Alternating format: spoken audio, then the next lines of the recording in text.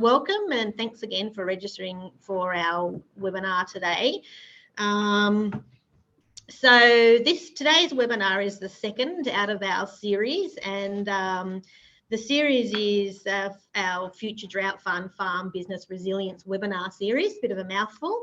It is number 2, and today we're exploring agri-innovation, agri-tourism opportunities on your farm, and that's with Rose Wright from Regionality. So for those who don't know me, who haven't been on a webinar before or not in the ACT, and again, if you guys are happy to use that chat function on your screen, just give us a note on where you're dialing in from, whether you're ACT, whether you're New South Wales, what sort of locality you're in. Just gives us an idea on who is dialing in and who's online. So I'm Jeni from the ACT Natural Resource Management team. I'm the RALF, Regional Agricultural Land Care Facilitator, and I'm supported by the Future Drought Fund Business Resilience Program and the ACT government. So to just kick us off, I wish to acknowledge the traditional custodians of the land I'm meeting on here today, which is the Ngunnawal people. Though it's a bit of a cloudy, foggy day today, but it looks like the sun is coming out, making its way. And I extend my acknowledgement to the various traditional custodians of the land you guys are all meeting on. Hope you're going to have a sunny day as well. And I acknowledge and respect their continuing culture and contribution they make to our city and region. I'd also like to acknowledge and welcome other Aboriginal and Torres Strait Islanders, people who may be attending today's event as well. So as I touched before, today's guest speaker is Rose Wright from Regionality. She's a well-respected and passionate agri-food tourism destination manager. And she's got a very good reputation of taking big picture concepts, working as a team and getting the job done, which is always fantastic skills to have. At the end of today's webinar, we hope you have a better understanding on consumer trends and how they may apply to your farm innovation ideas or agri-tourism. I'm sure you've all participated in webinars and Zooms and all sorts of online meetings before, but just a couple of things to remember. Try and keep your microphone and camera muted and off if you can. It just helps a little bit with bandwidth and good connectivity, and it also stops some embarrassing moments or that noise in the background that can sometimes be quite difficult for the presenters. Like I said, we've got a chat function. We encourage you to put questions in there. We'll get to the questions at the end of the session after Rose is presented. And we'll have a look at those questions. So pop them in there throughout and we'll get to them. If you've got any IT issues or problems, also put them in the chat. Andrea might be able to give you a hand with that as we go through it. And we are recording again. So I think I'm pretty good here. If Rose, you're happy to take over. I'll sit back and enjoy the show. That's great. Thank you so much, Jeni. I really appreciate it. And sorry for the technology glitches. No matter how hard you try, there's always a technology glitch, it seems, these days, but we're all used to it, I hope. I'm going to share my screen with you today. We're going to go through I'll just go through a presentation, and please feel free to have a chat with us about what your ideas and questions are on the chat room as well. I'll just make that full screen so you can see it. Now let's see, did we do that? No, I didn't. There we go. Now you should be able to see it. How's that? Can everybody see full screen? Yep, we've got your full screen and some small tiles down the bottom. Oh, okay. So let's just swap displays if that's the case. Bingo. That's better. Yep, beautiful. Great. Fantastic. All right. Thank you so much. Look, really great to meet you this morning. And I'm joining you from Bundjalung country in the Northern Rivers of New South Wales. It's nice to be back in New South Wales where the sun is shining. It's nice that the sun is shining up here. I've been spending a lot of time in Tasmania and in Queensland. So it's really good to be home for a little while before I head off again. And we were just down in Queanbeyan Palerang area yesterday. Andrea was down there, so we were down in your footprint. So very wish to pay my respects to elders of the area that I'm meeting on, which is Bundjalung today, and look forward to connecting with all of you from all over Australia. We've got a few people from Victoria, or a couple of people from Victoria, which was really interesting as well. So I'm going to talk to you a little bit about agritourism and agri-innovation. And the reason why I link agritourism and agri-innovation is because most innovators we find are looking to find a way to connect more directly with the consumer, or to be able to create a value add or a branded product that might take a commodity or utilise land and use it in a way to create value rather than focusing just on volume. So our topic today is going to cover a number of different things. There's 4 key areas that we'll have a chat about. So I'm going to touch a little bit about consumer and visitor trends and where the crossovers are. We're going to talk about how to create and curate compelling agritourism and visitor experience or customer experience. And then the other is around building brand, storytelling, and being able to integrate the concepts of place, people and produce into that story. And then, of course, things to consider around potential challenges and regulations. And then we'll finish off at the end of the day with, if you want some more information, and we're interested to see if people might be interested in some mentoring programs or other sort of further support moving further on, then we can have a look at developing some sort of program for your region as well. So if you're ready, we'll get started. So really, first thing I want to talk to you about is the whole idea around consumer and visitor trends. And look, everything we thought we knew has been thrown out the window. The last 3 years have absolutely turned everything on its head. But in some ways, it's hastened some of the consumer trends that were already in place and building and were anticipated.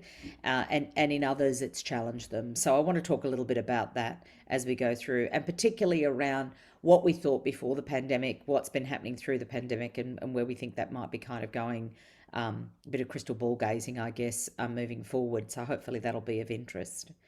CSIRO did some work in around 2018 that was looking, and they do these growth opportunities, this market analysis. They do this on a regular basis, but the one that was done in 2018 identified that there were lots of opportunities for agri-innovation. And what was really interesting about this particular report that was done is, for the first time, agritourism was identified as part of agri-innovation.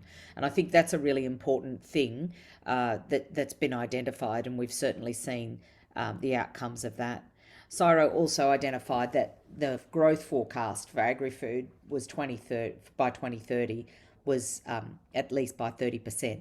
And that's a significant figure, but it's actually one that's quite interesting. It'll be interesting to see, given everything that's been happening in the last year, really, if that figure will be reached a lot sooner. This is one of the slides that have come out of the AgriFutures document, and it talks about forecast annual growth from 2018 to 2030, and it looks at the combination of domestic and export opportunity in terms of billions of dollars, and it identifies 3 key areas that are things to watch. And there's one around health and wellness, sustainable solutions, and then luxury markets. And what we find here is they're forecasting, personal nutrition and alternative proteins. I'm not going to focus on those two today, but I'm certainly going to focus on this one here, which is agritourism, which is an opportunity to really connect directly with consumer. And I'm hoping today what we can do is help clarify what actually agritourism is, because I've got a fairly broad view of it, and it absolutely directly links back to the farm and farm production and ways to be able to innovate and diversify, build brand and reputation. So that's how I view agritourism. So I'll give you a definition of that. But you can see it's a fairly significant, it's identified as a fairly significant opportunity. But the common drivers for that are around global growth, around population and income per capita, changing consumer preferences, which I'm going to talk a little bit about in a moment, and then our brand and capability as a country and as a and a community of producers, we've got a really great reputation, and that's growing globally. We know there are a number of factors because of the conflict in Ukraine and Europe and a whole range of other things that are going to put another lens on this. But from that perspective, moving forward, this is where they saw the growth opportunities were. So you can see, I'm actually going to also talk about this concept of luxury and novel as well. So we'll just, why is this doing this? Thank you. Go on to the next slide. Okay. All right. So when we actually looked at the total, CSIRO predicted that agritourism is going from a fairly low base to a $5.6 billion industry by 2030. And then that if you actually add all the other components to that, it will be, it'll value add or extrapolate out to $18.6 billion to the economy by 2030. So that's a fairly significant multiplier and a fairly significant contribution, particularly to regional economies, which I think is a significant thing to consider, and we're all in regional areas. Why is this important to think about? Well, everything that we know is that the pandemic has accelerated the growth in agritourism in every sense. What the pandemic did is almost put a magnifying glass on agritourism because people couldn't travel overseas and consumers were looking to escape the city. They're looking for ways to be able to engage with things that are real. They're wanting to breathe fresh air, and they're wanting to reconnect with people and places and build special memories. And we know that there are there has been a massive shift and a massive demand for agritourism during the pandemic when people could get out and about. And even since the borders have opened, there is still a continuing growth in agritourism and people seeking to connect with family and friends, go out and explore beautiful natural environments, connect with what's real in life. So I'll talk a little bit about that. So my prediction, and it's a prediction and it's crystal ball gazing, is we will get to this number a lot sooner than 2030. I'm thinking we'll get there maybe by about 2025, 2026, but we'll see. It's an interesting number. Underlying this, and this is something that's been going for probably, goodness, 20 years really, is this slow burn, what started as a slow burn around these consumer-driven opportunities where global consumer movements around wanting to know the provenance of food, wanting to know who produced their food and fibre, where it was from, how it was produced, who it was produced by, how the animals were treated, all those values that consumers are placing on food is definitely a trend that food and fibre, I might add, more so fibre is an emerging thing, but certainly food. Food, people are seriously looking for, where is my food being produced, who's produced it, how have they produced it, has it been ethically and sustainably grown, etc., etc.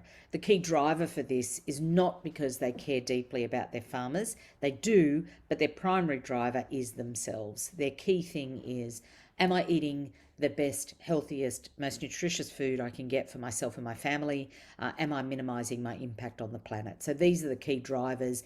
And then the secondary driver is really around, well, are people and animals that are producing this food being treated ethically and fairly? And so it's that wanting to understand the value chain, I guess, rather than a supply chain approach that consumers are looking for. So as a trend and as a consumer movement, it's really an interesting thing for you to think about. If this is how consumers are thinking, how do I tap into that? How do I actually make that work for me? So this is a trend that's been emerging for the last 20 years, probably longer, but it's certainly come to the fore over, up to 2018. You could see CSIRO was starting to pick up on these sorts of things, but now with COVID, it's actually really focused in on this opportunity. I'll pop this up here for you to have a look at. This slide was actually done in 2006, believe it or not. So this was a trend that was forecast in 2006 by a fellow by the name of Professor David Hughes. And he called it at that stage, this migration to the poles, where you've got two extremes, where people are either in a global mindset or a local mindset.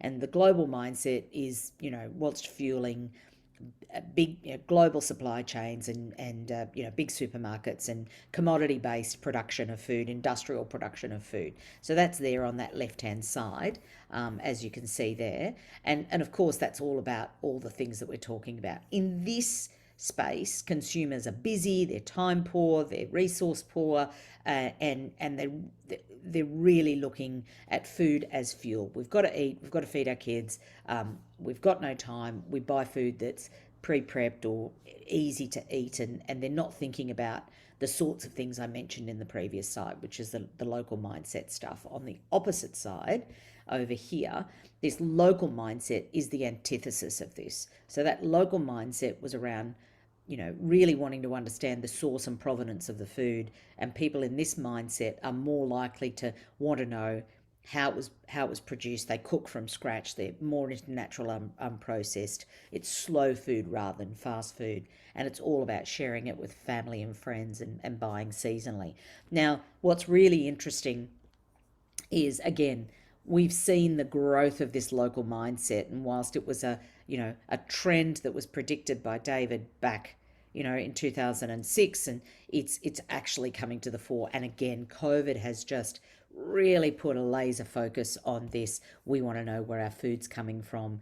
Consumers are really cooking from scratch. They're really wanting to eat healthy, etc. So really important trend to consider. And again, I know I'm talking a lot about food. That also means food and drink. But I also think that there's a correlation here with fibre as well, because I know there's probably some wool producers out there or some cotton producers out there that might be looking at this as an option as well. So again, you're seeing some of those big brands wanting to know the provenance of where their wool is from, and being able to tell the story of how that farmer has farmed that particular fibre that they're using in their suit or in their towels or in their linen or whatever it happens to be. There's been a whole range of different research done. One particular piece of work identified that, this concept of the local mindset, I think, translates now into a modern terminology around what we would call the conscious consumer. And the conscious consumer is really somebody who's making purchasing decisions based on values and attributes and how that makes them feel. So it's really rather than price alone, they're really looking at, well, what choices have I got here, and I can apply my ethics and my values and use that to filter which products and services I'm going to buy. And that's where we can see that local mindset is filtering into what we might now call that conscious consumer. Now, thing that's really important here is these conscious consumers are absolutely our core target market for agritourism, and also those that are targets probably for some of your on-farm innovations as well. So really a core target audience for us to be looking at and working with. So that's kind of a bit of an overview of where what's happening in the consumer, and that's kind of a background to where we're going to go now in terms of, well, what are the opportunities for on-farm innovation? What does agritourism look like? Look, I don't really want people staying in my house. When I say agritourism, a lot of people think, I don't want people staying in my home. In the 20 years that I've been working on agritourism programs, I don't think I can recall one farmer who's ever come to me saying they want to have people staying in their home. And there are so many other options for agritourism, and someone staying in your home is not necessarily one of them. So that is the absolute minority of agritourism products, and I can honestly say I don't think I've ever helped anybody to develop that up. I couldn't think of anything worse myself.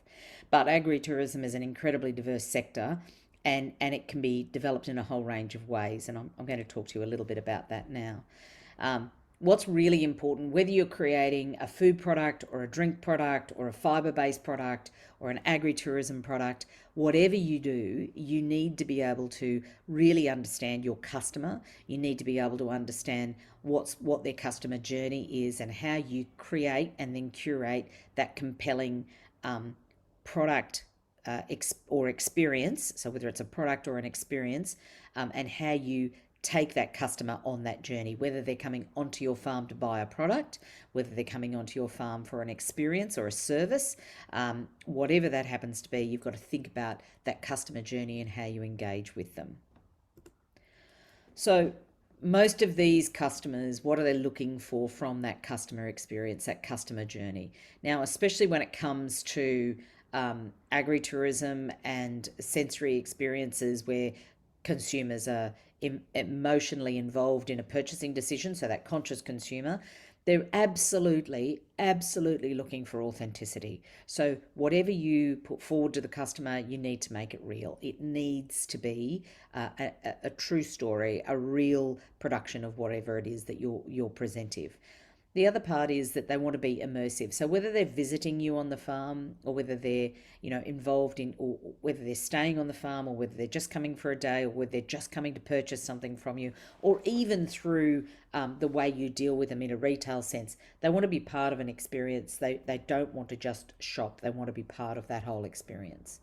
The other part is they want to learn something new. Customers are really interested in information, and what you might find boring, they or not of interest, they actually want that layer of information. They want to know how you produce things. They want to know why you do what you do. So learning something new, learning how to use a product or service, or learning how to make or bake or grow, all of these things are really interesting to people. You've got to remember, customers are making values-based judgments. They want to engage with the products and services. They want to know more than, it's not price-based, so they want that layer of value created through these elements. The other part is make it sensory. So engaging all the senses where possible. So if that means that you're selling at farmers markets as a startup to try and test and trial, make sure that you're engaging their senses through smell, through taste. So sure, you can slice a piece of cheese and you can give it to them, but what if you could actually take it to the next level and do a small cooking demonstration to show how you can make a cheese omelette? Now, all of a sudden, you're creating a smell that's kind of next level to just a slice of cheese. So really thinking about how you could do that, or it might be a cheese fondue or something to that effect. Remember, I'm old enough to know what a fondue is. It's funny, isn't it? So thinking about how you can make it sensory, and for visitor experiences on farm, or really thinking about all the ways that you can engage all the senses, and I mean all the senses, so touch, taste, feel, all those things, you want to be able to engage them. The other part is being memorable, creating treasured experiences, creating memories, really stimulating the idea that you can use your product or service to create a treasured experience and a memory. That's also another thing to think about. People want to be influential. So it's not just about taking a photo or social media opportunity. It's actually about them becoming your brand ambassador. Also, it's about them being able to tell their family and friends about the new product or service that they've experienced, whether they've visited your farm or they've bought this amazing honey product, or whatever it happens to be. So thinking about how they can be influential in sharing your story through product tastings and things like that. So sharing that product, whether it's even sitting around a dinner party, being able to talk about the experience they had on your farm, or the fact that they found this great new lamb supplier, for instance, that's producing biodynamic lamb and the lamb's amazing, etc. So, and we're eating that tonight. So it's that whole idea of that opportunity to influence others. And the other is around being conscious. Of course, they want to know that they're making a difference. They want to know that how the land is being managed. They want to know that they are that they've got a direct connection with their farmer. They're wanting to know that they've got the ability to connect with the land, the animals, etc. They want to know that by them consuming this product or service, they're making a positive difference, not a negative difference, to the environment, to a community, etc. So they're things to think about. And the other one is food and drink is the new souvenir, and they're taking these experiences home. They're being talked about, they're being shared, they're being distributed amongst as gifts to family and friends. We don't do slide nights anymore. Yep, I'm also old enough to remember about slide nights. We don't do slide nights anymore. We do we have dinner parties and we bring produce home and we're sharing the wine or the gin or the whiskey or whatever it is that we've brought from our travels to wherever we've been. We're sharing the condiments, we're sharing the honey, we've infused things with the truffles, whatever it is that we've brought with us, we're putting that on in a dinner party, and then we're sharing the stories of experiences. And it's that point, I guess, I want to mention to you is this is a really important link. If you're thinking of agri-innovation on your farm and thinking of creating a branded product, what agritourism can do is give you an opportunity to create an emotional connection with your customer, where they become your brand ambassador, and they're not only just buying their product for themselves, but then they're talking about your product to other markets. So when they go back home, and whether their home is in, Sydney or Singapore, it's really this idea that they're taking their sensory experience back, sharing it. And if you've got your system set up, you can then continue that buying relationship with them when they go home.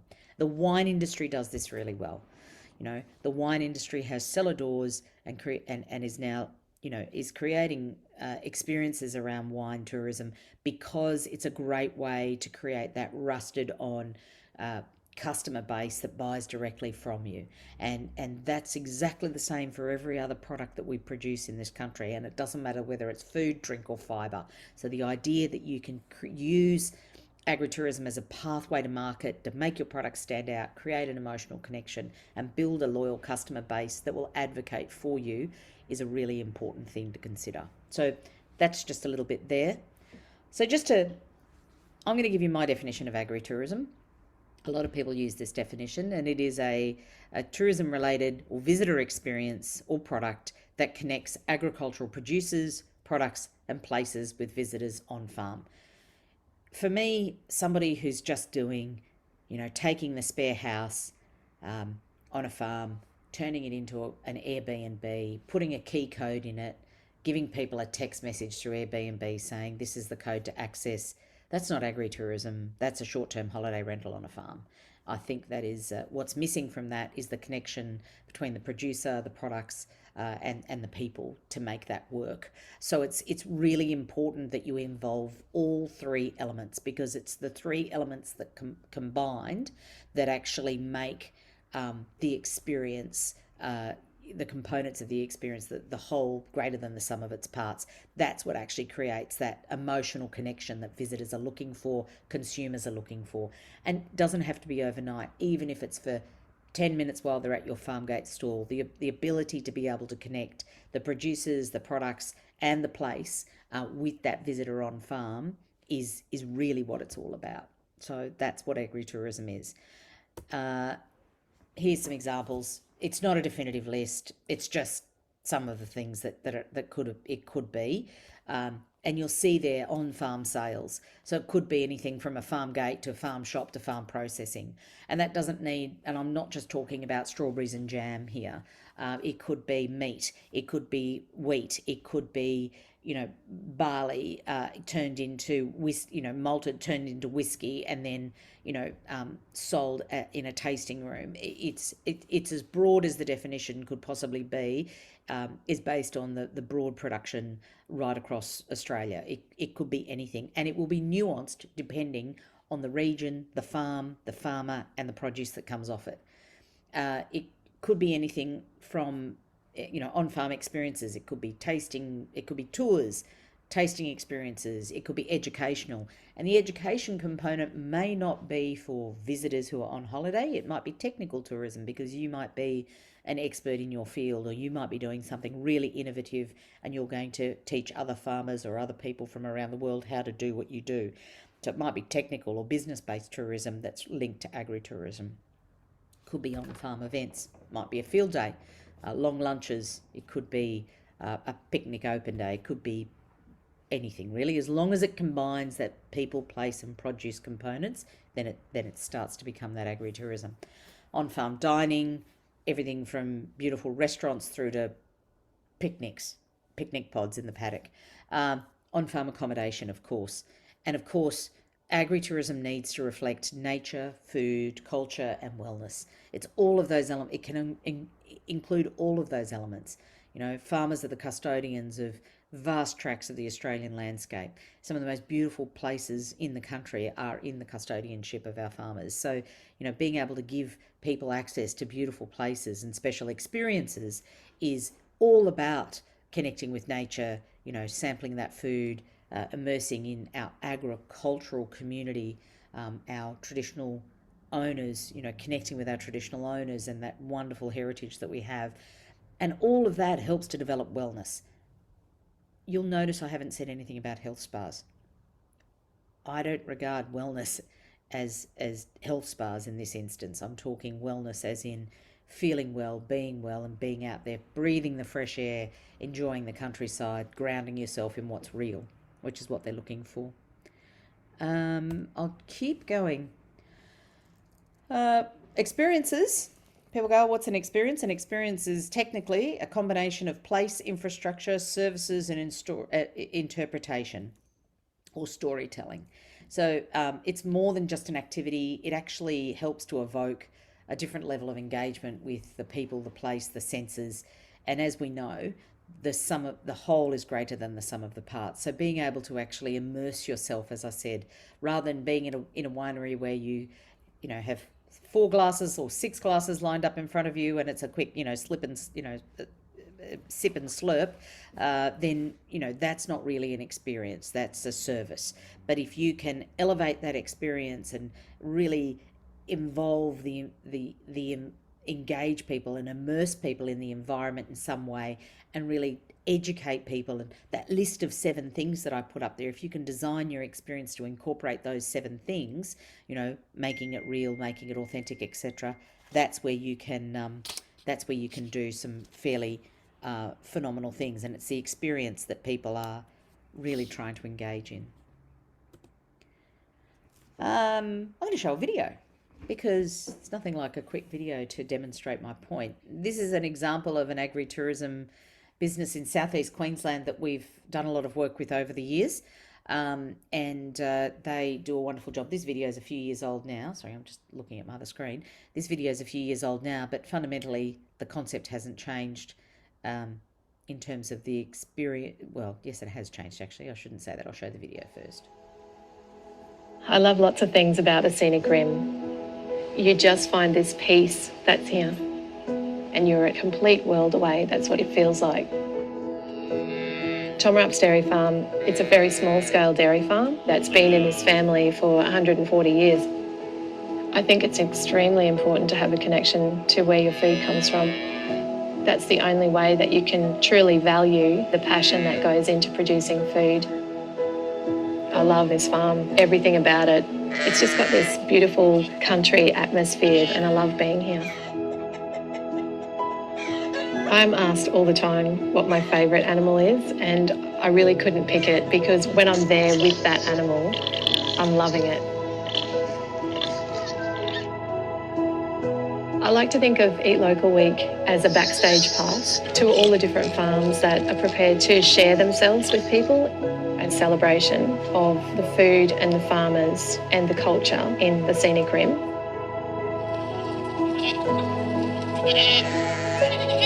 A lot of people from the city, they say, I never knew that all of this was out here and so close to Brisbane.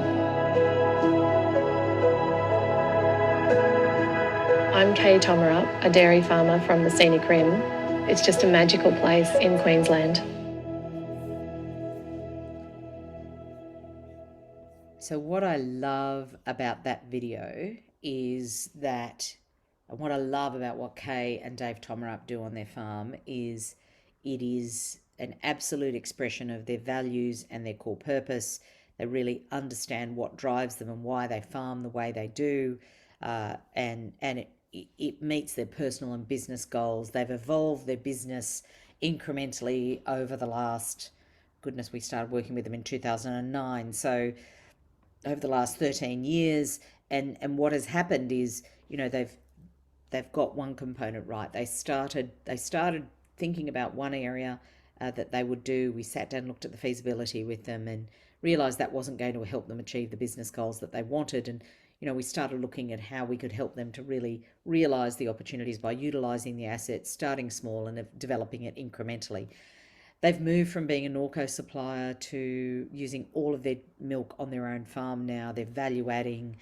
They've got accommodation. They've got diversified production now. They've got pork, lamb, veal. They've got obviously dairy, as well as some vegetables, but also eggs. And of course, they've got accommodation, and they create all these beautiful, high quality, value added dairy products, which are winning delicious awards. So, they've really taken the idea of innovation and they've evolved it and grown and grown. And now they're looking at succession planning with their business, which is wonderful. So, that's an example where you can start small, really utilize the resources you've got available, but the passion and the belief in what they're doing absolutely resonates with their customers, and that's why they sell out of everything that they produce, which is wonderful, which is a great story. And they've gone from being price takers to price makers, which is a fabulous thing to see happen. What Kay also does incredibly well is Kay and Dave tell the story of people, place, and produce. And you could see that in that narrative. She talked about the people of the Scenic Rim. She talked about their farming family. They were the 5th generation on that farm, and they've got another generation coming up behind them. So for me, telling the story about the animals, the produce, how much they love their animals, which you all do. You all love your animals. You all care. You're all custodians for your land. You're all very passionate about what you're producing. So being able to tell your own story in your own way, it's not about replicating Kay's story or somebody else's story. It's about crafting your own story and weaving in the elements of people, place, and produce into that story, being able to share that with people. And as I said, it doesn't matter whether you're selling something in a packet with a brand on it or whether you're selling a visitor experience. You still need to weave these elements in, because that's what customers are looking for. That's what helps your product stand apart from other products. That's what helps your service or experience stand apart from other products and services. And if I can give you an example of that, that's probably very obvious to where you all are, and that is wine regions. Wine regions do it really well. There's things that the wine industry doesn't do well, but what they do well is they realise that they need critical mass to make the destination work as a wine destination. So if there's one winery there, it's not a destination. If there are a number of cellar doors there, then people are attracted to come and explore and discover the different cellar doors that are available. And they know that they're then different, even though that they may produce a similar range of varieties in a particular environment. Those varieties, whether it's Pinot Noir or Cabernet or whatever it happens to be, those grapes take on a different flavour based on the soil, the terroir, the environment. It could vary from one part to another, one part of the farm to another, let alone from one farm to another.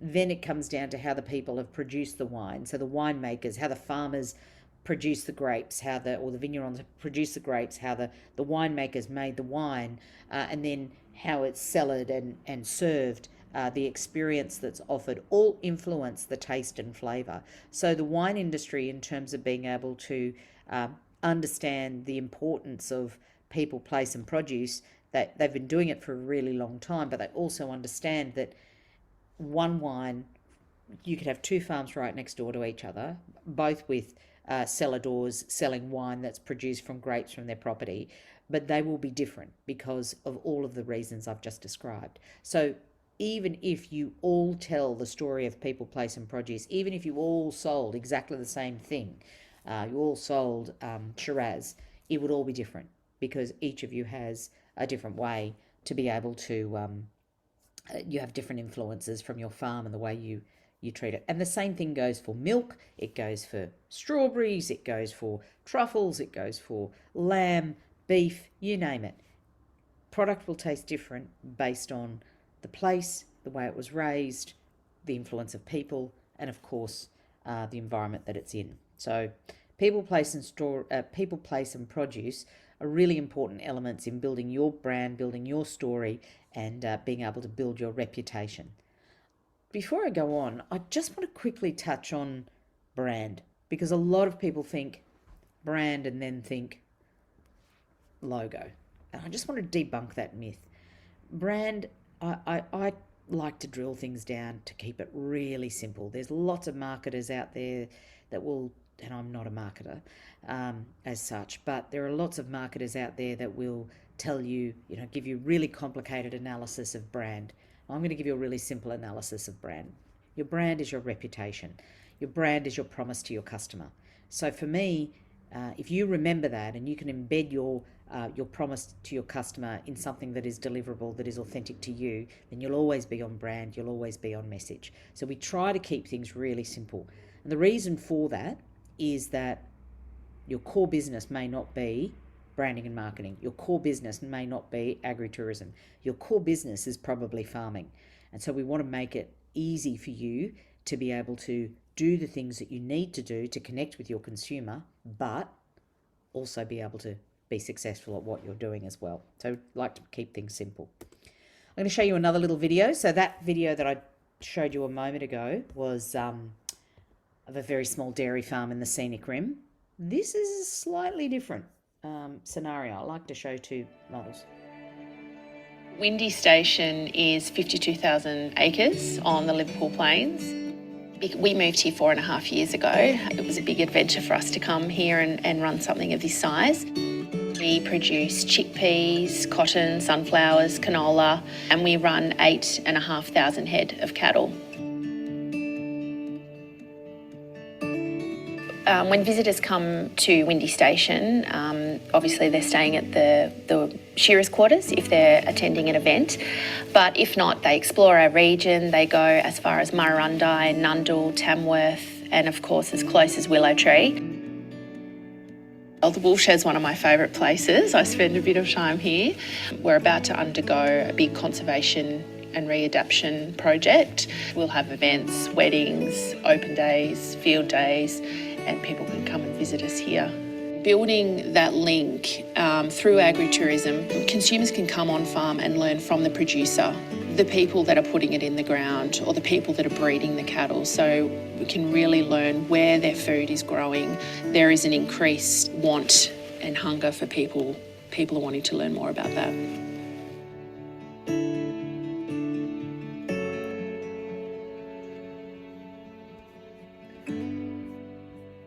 That's one of the projects that we did with the New South Wales Small Business Commissioner around agritourism, and it's you can see agritourism isn't just the domain of wee little farms, it's also the domain of it can be of any size and scale. So it's really important to kind of get your head around the fact that agritourism applies to any size and scale of farm operation, and it's really understanding the role that it plays and where it sits.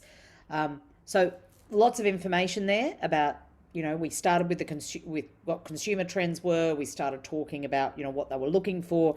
Now I'm going to give you a bit of a reality check before we go too much further around, whether it's agritourism or value adding or diversification, really understanding the, what the opportunities are and what the challenges might be for you. So one of the things I want you to consider is your context. So your context is really important. Getting your head around what is the role of either agritourism or value adding or innovation to my farm business. Is it about connecting with visitors, thinking about what you can offer them in terms of your business, and what you can offer them and what they can offer you also. So the other part to that is thinking, well, is this a pathway to market? So if I'm going to start developing agritourism or a direct consumer connection, is it a pathway to market for me, or is it just an additional revenue stream or a diversification? Pardon me. So thinking about the context of it is really important, and that helps make a difference in terms of, how you plan to move forward. So really important to understand that concept. The other thing that you need to understand is the consumer needs and their expectations, and also the value of the farm and the farmer. So I've talked a little bit about that, but there's lots more to explore in that realm, but just in an hour we can only cover off on so much. So really important on that concept. If you do go to do something on farm, and it doesn't matter whether you're developing tourism accommodation or whether you're developing a processing facility on farm, you've really got to think about the impact of that and how it fits in with the locality, and also the well-being of visitors or customers if they're coming to be on your farm for any reason. So some of you may not be having visitors on your farm, so for those of you that aren't, just excuse me for this moment, but if you're developing something on your farm, you've got to really think about how does it fit within the locality, and not just within the boundaries of your property, but how does it fit more broadly in the region? How does it fit more broadly with your neighbours? How does your operations, not just the development, but how do the operations fit as well? And then thinking about the regional context on you also. So some of the things that you need to think about is effluent and waste management, how you're going to deal with that, the land and environmental management, of course, the impact on flora and fauna. I don't need to mention bushfires to you. You're very well aware of that, but it is something to think about. And flooding is another. Also consider the cultural heritage, whether it's First Nations cultural heritage or settlement cultural heritage. Think about the scenic character. What will that building look like in the landscape? What will that clearing do to the environment? Thinking about the nearby activities and how you will impact on them, and conversely how they will impact on you.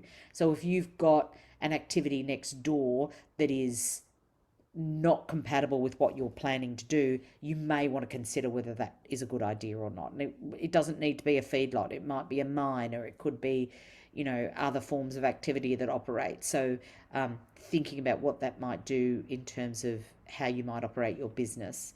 Also think about the social and economic impact of what you're going to do, and the public infrastructure, the impact your business might have on public infrastructure. Consider density and scale, and of course, really importantly, water supply. So these are some of the things to think about. And it doesn't matter what you're thinking of developing, these things are still relevant. Now, if you're going to have visitors on your farm, some of the things to consider are, the buildings that you might be going to use, and are they appropriate, and are they compliant with the Building Code of Australia, or can you make them compliant?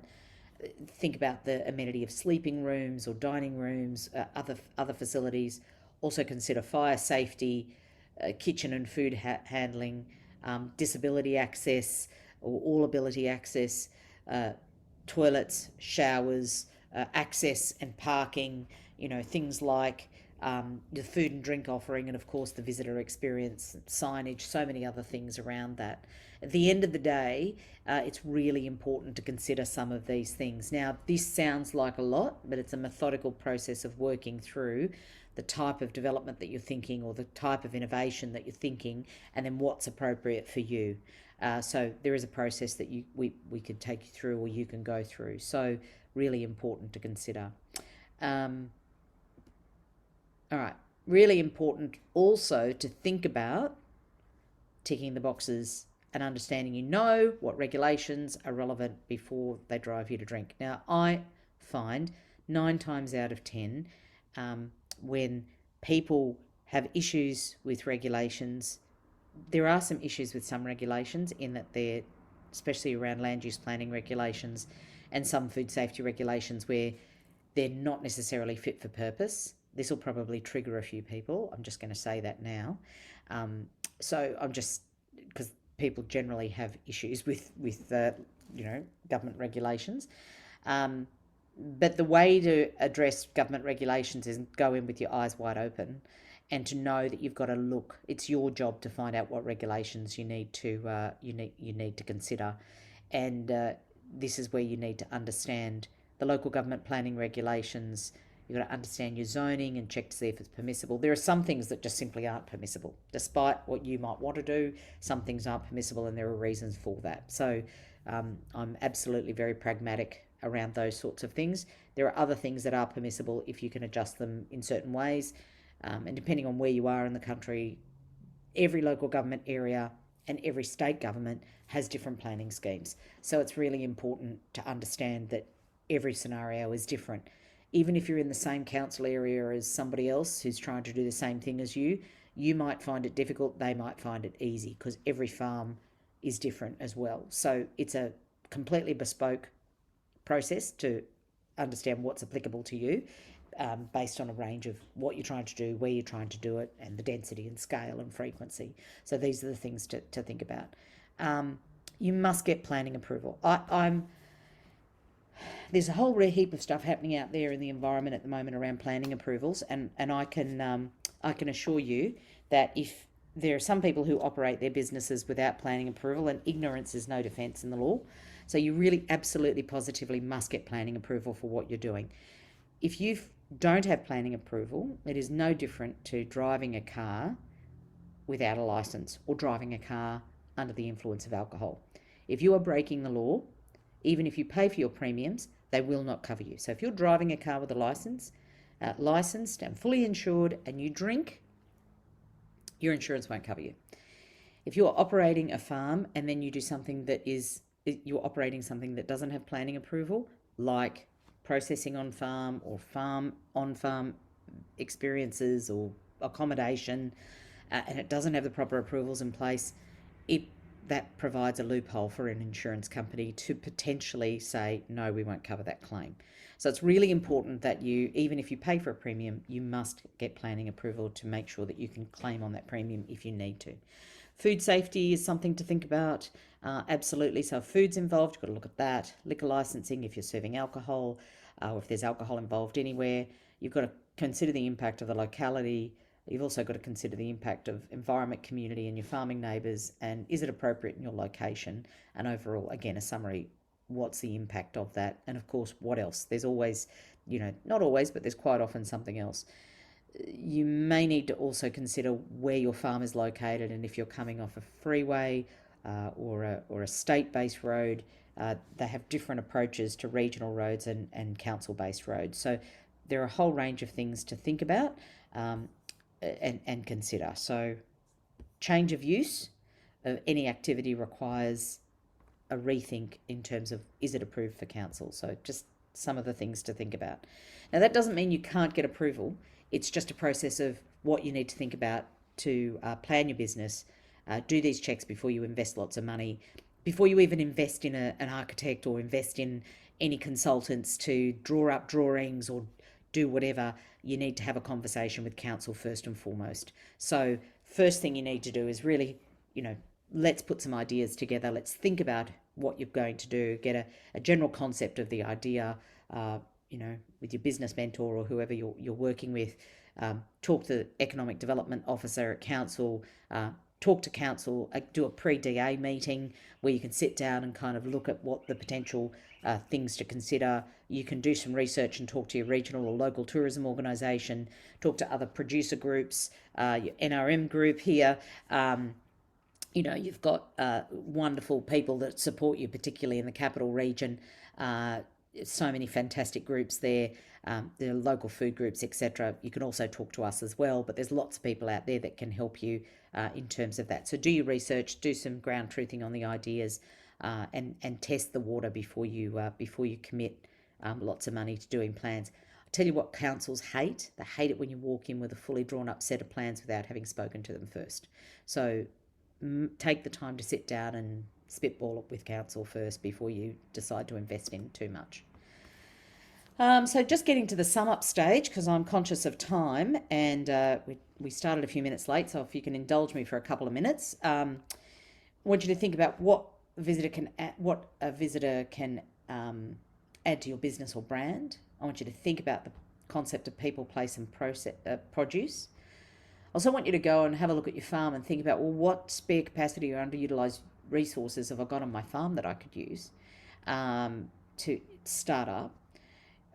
Think about what experiences can create based on the elements above, what you can create, whether it's a visitor experience or a customer experience. Think about the costs and how much you can charge. And when you're doing this, you must consider all the input costs. And here's something to consider. Your time is an input cost, all of your time. So think about the time it takes to develop and deliver a product or service needs to be factored in. The input costs, whether it's spinach out of the garden or spinach out of the paddock, or the time you take to make it, you need to factor in all the input costs, because if for some reason you can't donate your time one day to producing that product or donate your spinach one day. You'll have to buy it. And if you haven't factored those costs in, then you'll actually be paying somebody to, you'll be subsidizing somebody's food or drink or whatever it happens to be. And don't think I'm teaching you to suck eggs, because I can't begin to tell you the number of people who actually don't factor in their time into the true cost and don't factor in the ingredients that come from their farm into the true cost. So it is a thing. So those of you who are doing it, well done to you. Before you go, here's my 7 things to consider. Understand why you're doing it. Understand what your core values are. You really need to understand what your story is and what your core product or experience is that you're going to offer. It's really amazing the number of people who can't actually articulate what the offer is. Really start to nail down who your ideal customer or visitor is. Consider the spare capacity that you've got that you can leverage before you go investing too much. And then be agile, start small and test the market and refine it before you invest to the next level. So there's some key things to think about. So that's basically it. I have got a bit of a summary here that I'm happy to do, just happy to show you. I'm going to skip the next slide because it's another, it's a 3-minute video. I'll show that. We have got the option to look at running a program down in the region for you, but we'd like to see if there's interest. So we're going to email you all. I think we're going to email, or our partners are going to email the delegates here today. And if you're interested, then you can send an email back and fill in an expression of interest. And that'll gauge whether or not there's interest in us running a program down there to help you develop your concept or idea. This is a program that oh my gosh, okay, all right, well, we're not showing that. That just disappeared.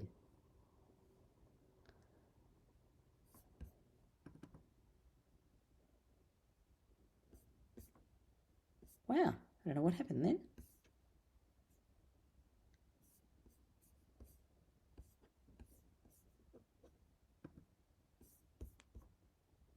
Just let me quickly, goodness, I don't know what happened. I'm not going to take you through all that again.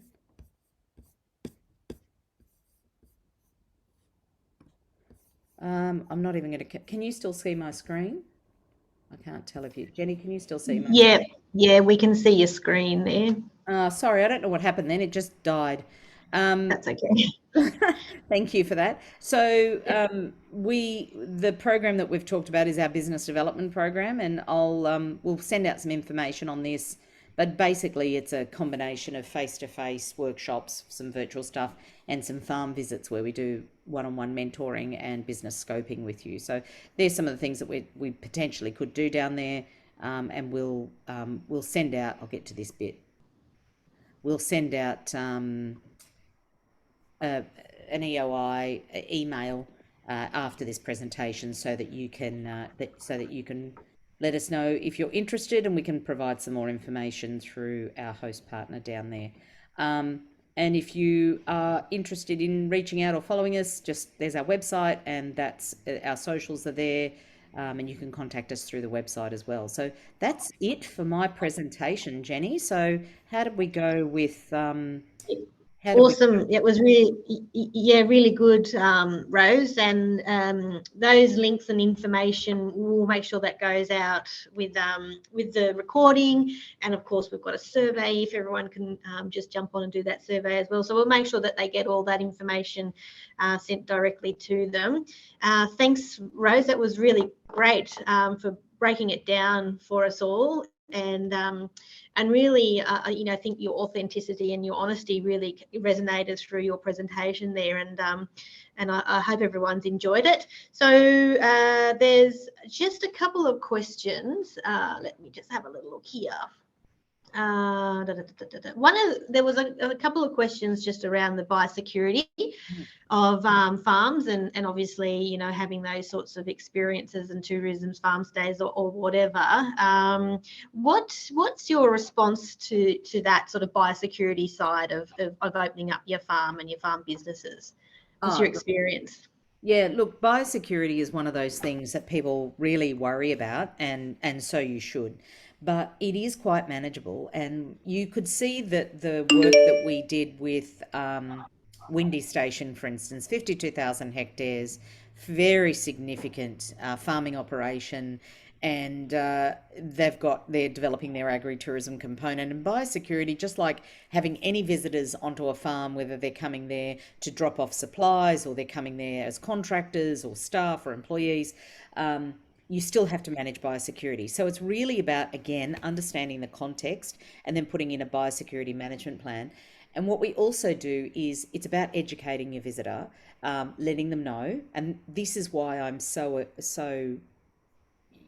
adamant that if you're going to create something on farm, you need to engage with your visitor, and you need to educate your visitor so that they understand when they arrive on the farm what the biosecurity processes are, where they can and can't go, and to be able to follow those biosecurity practices that you can put in place. And even if they're just there for a few hours or a few 10 minutes to buy something from your stall, it's how you design the customer interface, and it's how you design your biosecurity systems. And then if they do need to go through foot baths or vehicle checks, etc., it's just simply about educating them through that process and making it fun.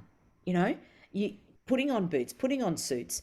Vineyards in Tasmania are worried about the terrible things that we've got on the mainland that they don't want down there, but they're still doing experiences in vineyards because that's what customers want, but they're doing it in a way that's biosecure. So really finding a way that works for your farm and works for your business. These things aren't impossible, but they do need to be recognised. So that was a great question, whoever asked it. Yeah, there was a couple of biosecurity questions, so I think you've definitely covered it really well there, Rose, and it really is about integrating that biosecurity program planning that you should all have for your farm. And there's another one here. What are the common pitfalls of farm stays? You could summarise a few of them. Well, I think, some of the common pitfalls are people just doing it because they want an extra income and they don't actually do it to integrate into their business. I think some of the common pitfalls are people think that they can just convert an old house and just start renting it out for visitor accommodation without getting it approved. And it's really important that they do get it approved. I also have fear of just allowing, just trusting third-party online travel agents like, some of the big international corporations who shall remain nameless, to market your product, and them telling you that you don't need approval or insurance. You do need to check that yourself, and you do need to get your insurance covered, because I think if a visitor steps outside the accommodation you've provided onto your farm, then that could be an issue. I think some of the pitfalls are people treating it just as short-term rental, and that's where we always end up with problems. When you don't connect with your visitor, when you don't emotionally engage, then you're not attracting the right sort of customer to you. It's really important that you understand the type of person that you're trying to attract, and then you communicate in a way that attracts that right type of person and engage with them. Because if you engage and educate with your customer, then you build, I talk about the emotional connection, and that's really important, not just because you want to sell accommodation, but because you're educating them and they build a relationship with you, and they're more likely to respect your property, respect your farm, respect what you do, and behave appropriately if they have that emotional connection. So if you just give them a 4-digit PIN code to get into the house, don't be surprised if they don't respect it, because it's not an experience. It's just, it's just accommodation. And I think agritourism is about educating the consumer as to the importance of agriculture. It's not just a money-making exercise. So if it's a really important thing to think about. The other thing is, here's some really basic things. People not thinking, when you're selling accommodation, there's some basics you need to get right, and that is, not every visitor coming to your farm is from the country. They don't understand that there are bugs and mice and sometimes snakes, and animals make noises and cows moo, and sometimes there's dingoes or God knows what outside, possums mating on the front deck or on the roof. So you need to explain some of this to visitors, because they may live in the city and they've never experienced it. So, they can be quite frightened by some of that. So really important to be able to explain to visitors and educate visitors. The other thing to think about is simple things like make sure the beds are comfortable. If you haven't slept in the beds, I mean, if you sleep on a horsehair mattress, then perhaps you're not the best person to test the beds. But really, you need to test the beds and make sure they're comfortable. Put good linen on the beds. Make sure they smell nice. Put some fresh flowers in the room. Make it feel welcoming. Make it feel like they're coming to a beautiful country house rather than, someone's shed out the back. So really thinking about how you can make that experience wonderful. And it doesn't cost a lot to do that, but it does make a difference. The Tomarups are a really good example. They wanted to do primitive camping and we talked them out of it because there wasn't enough money to achieve the business goals that they were trying to achieve, which was Kay wanted to give up teaching and be on the farm full time. So she wanted to supplement the wage, swap the wage out. Now, she wanted to be able to afford to do so. But that was never going to happen if they did primitive camping, and nor would council ever approve primitive camping on their property. So then we found they had a couple of very old houses that were filled with 5 generations of possessions. So they pulled all that out and then used these old houses, which are really old and rustic.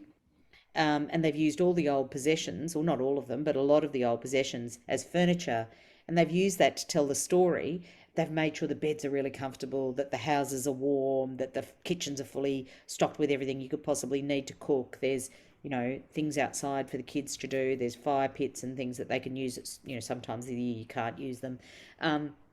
And they've got, nice, the bathrooms are rustic but really clean and very serviceable, etc. So they've used the resources they've got available to you. So what I'm saying is a farm stay doesn't have to be brand new or marble and glass. It can be the use of the resources you've got available to you.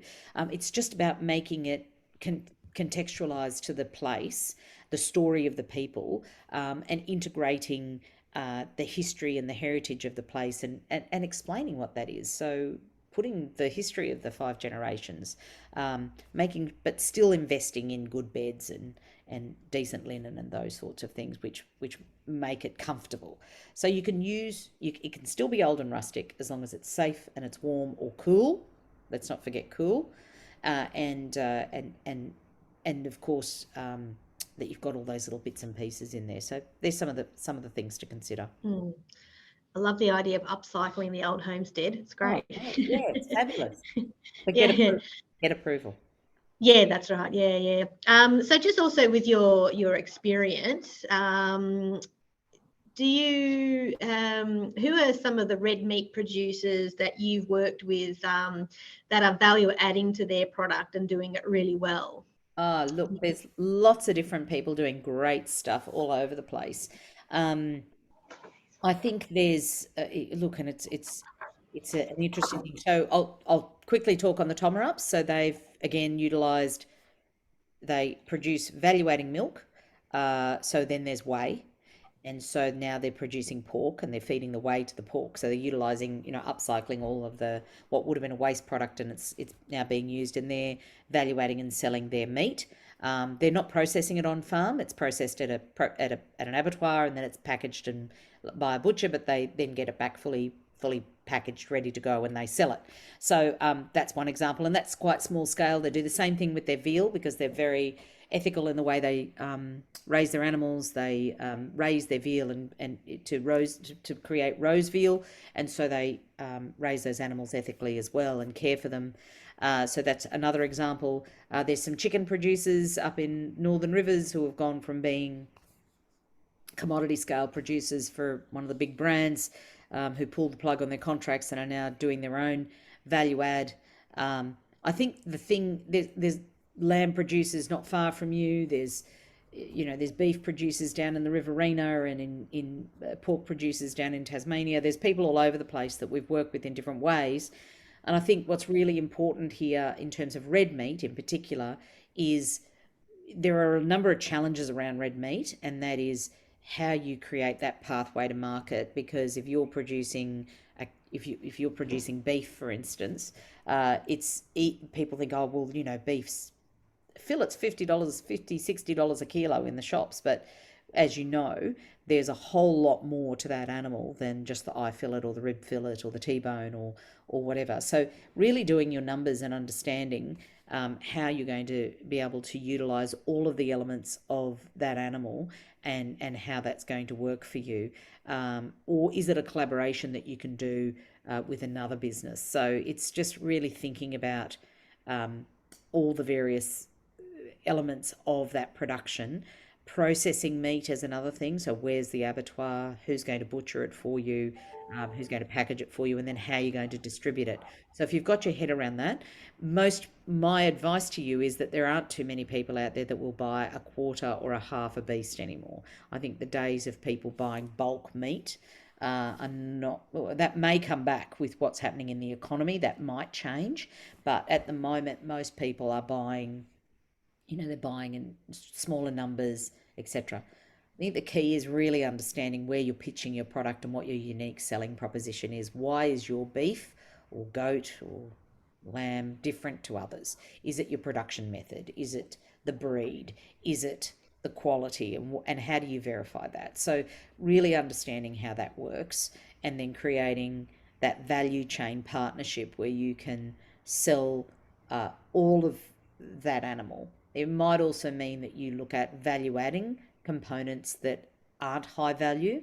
There's only so many sausages that you can eat and sell, and which is always the refuge of people who process their own animals. They mince and sausages. Well, there's only just so much you can do to that. So how do you create a high value product out of the less desirable cuts, or how do you educate your consumer how to use those less desirable cuts?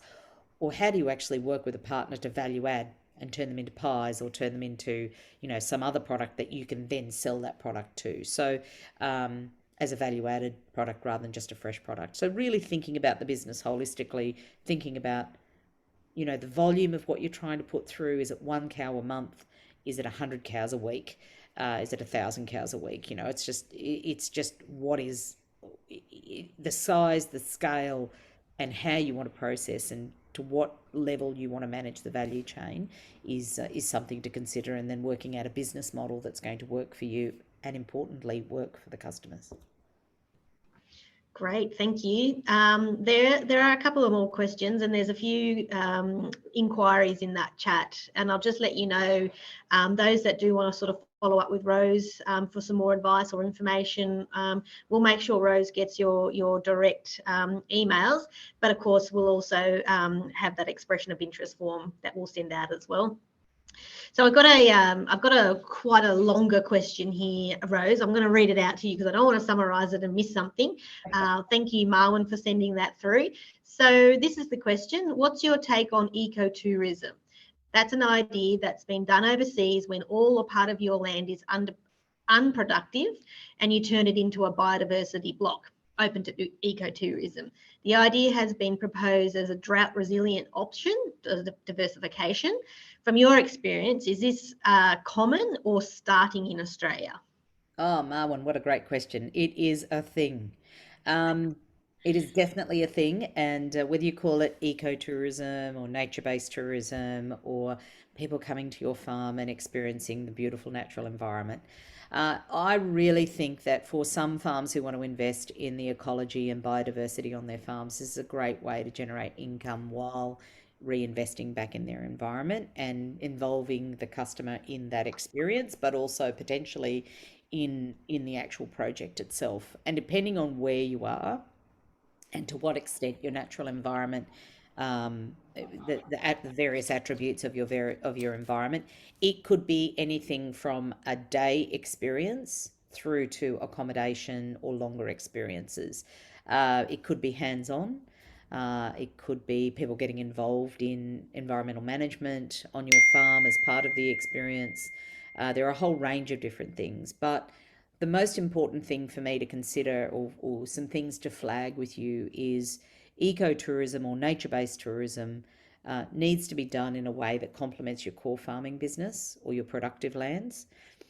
So those two things need to be, any tourism, any agri-tourism or value adding needs to consider the core productive part of your business, as well as, and how can this complement the tourism part of your business, so that you can't just do one or the other. And I guess this is why tourism, agri-tourism and nature-based tourism on farms is so different to any other form of tourism development, because you already have a farm and this is a value add or a diversification. So needs to be a different context. So really important that you consider that. Also really important to consider what's doable. So the first thing you think when you think nature-based tourism is a cabin in the bush. But from a land use planning perspective and from a fire regulation perspective, that's a no-go zone. I don't think I need to explain why. So that's the first thing. Second thing is that we think, oh, wouldn't it be lovely to put a cabin down by the creek? Well, that's usually a no-go zone too. So really thinking strategically because of flooding and protection of waterways and a whole range of things. So really important to think about the design and development of ecotourism on your property based on your particular landscape and also based on your particular farming operations. But it is a thing and it has got potential. It comes down to the attributes and appeal of what your property offers and how you connect that to the customer. We know that visitors, especially from urban areas in the domestic market, I'm not going to even touch on international because it's too, you've got to start in the domestic market before you can start focusing on the international market, in my view, because the domestic market is far more forgiving. And if you stuff up the international market, then you've stuffed it up for a long time. So it's really important that you understand the psychology of people who are looking to retreat from urban environments.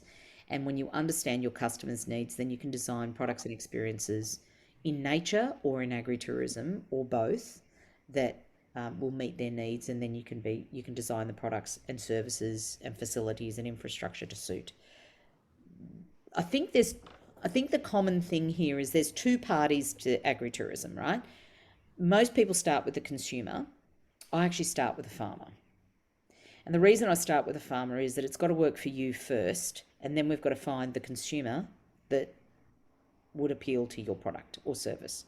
And it doesn't matter whether you're producing a red meat product or you're producing nature-based tourism or farm tours or farm gate sales.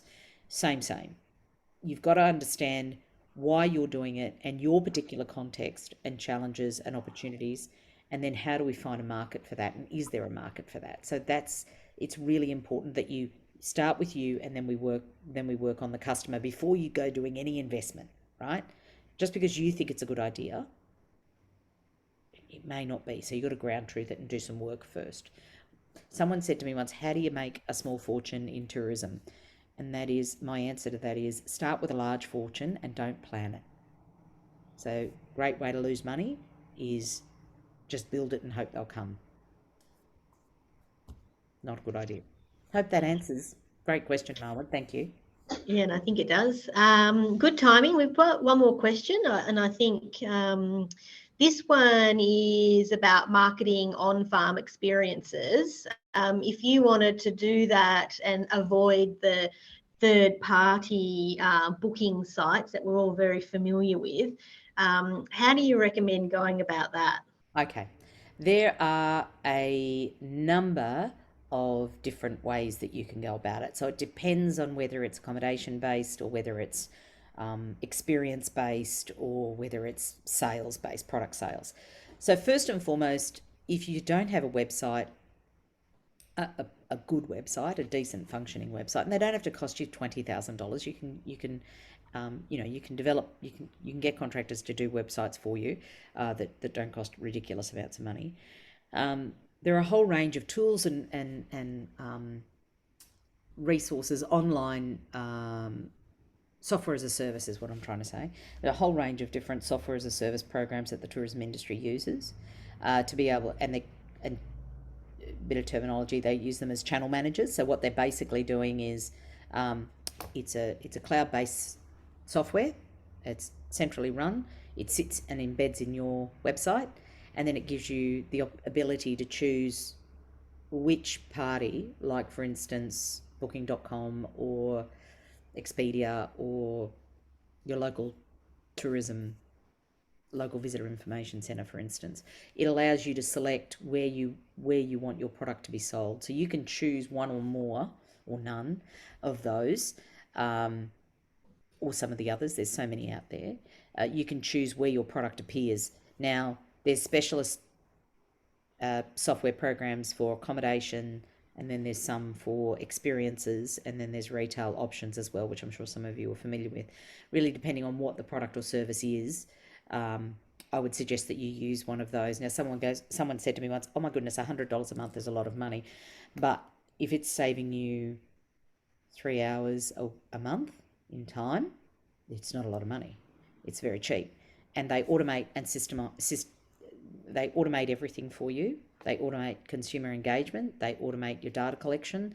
They make sure that your inventory is managed. So if you've only got 2 beds or 2 rooms or 5 seats or 10 seats on a tour or in an event, it allows you to manage those so you don't oversell. And it also allows you to identify which channel you want to sell them through, whether it's a third party or whether it's through another organisation or directly to you. So it gives you lots of options. So for me, they're really good tools. So there's a whole range of things. So plenty of tools out there, happy to help you. The one thing I want to tell you though is the Australian tourism industry is really fortunate to have this thing called the Australian Tourism Data Warehouse. And once you've got an approved product or service, if you're in New South Wales, I don't know about the ACT. I think the ACT is the same, but if you're located in New South Wales or the I'll have to check on the ACT, actually I should have done that. It's free to register, and you have to make sure that you register once every 12 months, but you basically put your products or services up on the Australian Tourism Data Warehouse, and then it's visible through places like Visit ACT, Visit New South Wales, Tourism Australia, your local visitor information centre. It basically filters that information through. It filters through to Google. It filters through to a whole range of things with the information you put up there and the images you put up there. So lots of tools and resources, and I guess that's part of what we help you work through in what's the best thing for us in terms of doing those, how we best to kind of set up our systems and then take them through to market, I guess. But yeah, lots of tools. Brilliant. Alrighty. Thank you, Rose. Bang on 11:30. We've done well. You've done very well.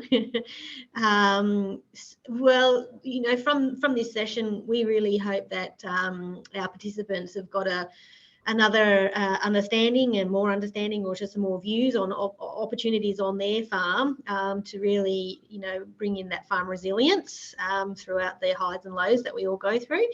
I want to say a huge thanks to Rose and your team, Andrea, working in the background. A fabulous presentation, and thanks for your time this morning. Also to Mary and Anna in the ACT NRM team, but also importantly the Future Drought Fund, which allows us to put on these webinar series through their Farm Business Resilience Program. It's a fantastic opportunity, and we were able to bring these webinars, fairly wide and varied webinars. I'm just going to give a quick little plug for our next webinar that's coming up, if I could be so rude. Friday the 24th of June, 11 a.m. to 12 p.m, and that's going to be with Jess Kavanagh from Proactive, and we're going to be looking at the succession planning and how we might go about that as a farming family. So you'll receive an email about that, and of course we'll follow up this webinar with the recordings and all the other information that we've talked about. But I just really want to say thank you to all our participants. Thank you for the questions, and thank you, Rose. Thank you so much for the opportunity. It was great to be with you today. Yeah, thank you, Rose. That's great. I hope you all have a nice weekend. Stay safe and warm.